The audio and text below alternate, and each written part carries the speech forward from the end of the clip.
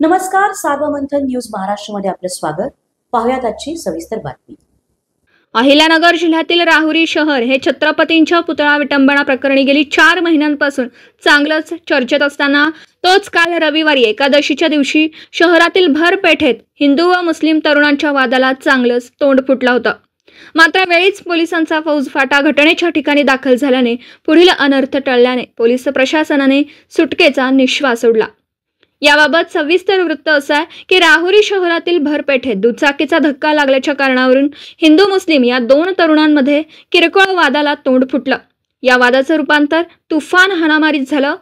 यामध्ये एका तरुणाला 3 तरुणांनी बेदम मारहाण केल्याचा प्रकार पेठेतील व्यापाऱ्यांनी लावलेल्या काही सीसीटीव्ही कॅमेऱ्यात कैद झाला.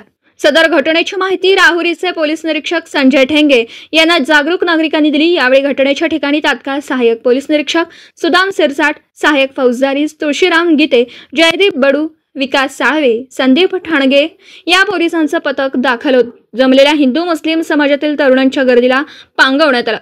घटनेचं गांभीर्य ओळखून तात्काळ पोलीस उपाधीक्षक डॉक्टर बसराज शिवपुजे यांनी अहिल्यानगर येथून पोलिसांचा फौजफाटा बोलावून घेतला. रात्री उशिरा 3 तरुणांना ताब्यात घेऊन त्यांच्या विरोधात अदखलपत्र गुन्ह्याची नोंद करण्यात आली. त्या तरुणांवर कारवाई करण्यात आली असल्याचं पोलीस सूत्रांकडून समजतं. सार्वमंथन न्यूज महाराष्ट्र, राहुरी, अहिल्यानगर. सार्वमंथन न्यूज महाराष्ट्राला लाईक करा, शेअर करा, सबस्क्राईब करा.